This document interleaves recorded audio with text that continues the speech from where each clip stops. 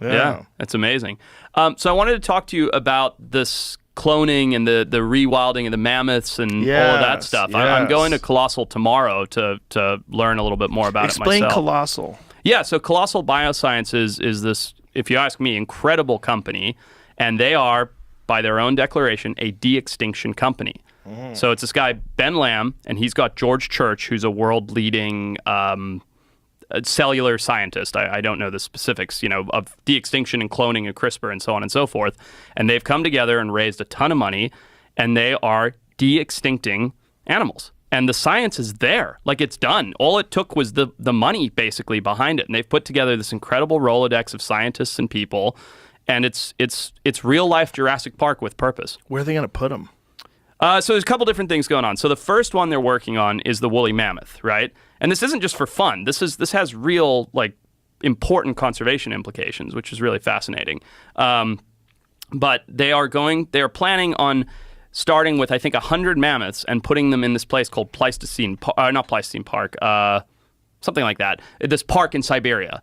That they've been doing this experiment on as to what happens when you add megafauna back into the Arctic tundra to offset carbon emissions. Wow. And so they're using what DNA? They're using elephant DNA and mixing it with something else? So it's Indian elephant is the closest living relative to the woolly mammoth. And what does an Indian elephant look like? Is it similar to an elephant? Yeah, it's a smaller. So African elephants are bigger. They have the really big ears. Right. Indian elephants are typically the ones you'd see at the circus, with the pink in the ears, the smaller triangular shaped ears. So just a different species of elephant. And so they're taking Indian elephants and they're using CRISPR technology and they're using existing mammoth DNA and they're making an embryo. And then they're implanting it into the Indian elephant, and 22 months later, an Indian elephant's gestation period, she will give birth to a mammoth. A real mammoth? A real mammoth. So it's not like a hybrid? That's okay. That's a good point. So it is, in the sense of what they do is, if you imagine the DNA of an animal, right?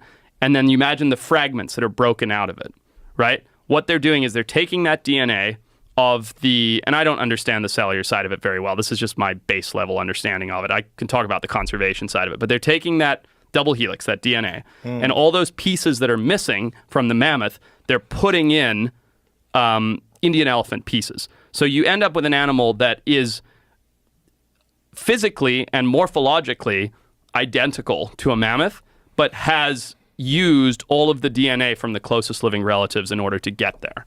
Phew. Boy. And this process, how long does this take? So I think they've been going for about 5 years on the science, but the science of de-extinction and cloning, I mean, you remember Dolly the sheep, right? That was like a known thing. So that's been going on for a long time. Well, you can get your cat cloned. Exactly. Or your dog cloned. Exactly. For like 20 grand, you can clone your dog. Yeah. So it's kind of creepy. It is. It's bizarre. But the point is the science has been there for a while. There just hasn't really been the funding or the motivation for it. But what I think so fascinating, the reason I'm so emotionally invested in it, is the conservation implications that it has.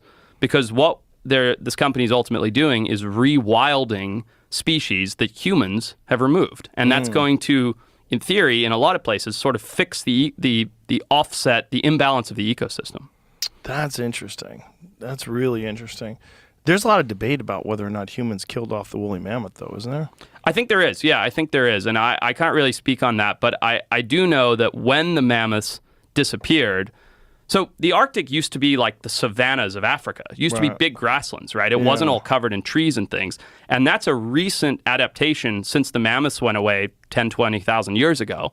And so what's happened is the permafrost up there is melting pretty rapidly, right? Underneath that permafrost is like 1.5 trillion tons of carbon. And once that carbon enters the atmosphere, it heats things up like crazy. So by removing those mammoths, and I can explain why the mammoths keep it colder, but by removing those mammoths, it's allowing that permafrost to melt much quicker and release more carbon. So the idea from like a financial standpoint of how they make money is the carbon offset of putting mammoths back into the environment. How do they make it colder? So it's a couple different things. It's basically when there's trees and shrubs, they take in more heat, and that heat transfers into the ground. So in this Pleistocene park, this park that they've been doing this experiment in Siberia for a while, they've put in a couple hundred animals that aren't mammoths, right? They've put in ox and reindeer and things like that, and they're knocking trees over with the tractors. And once they knock trees over and they simulate a mammoth knocking the trees and shrubs over, the fleet grazers are able to keep the vegetation from regrowing.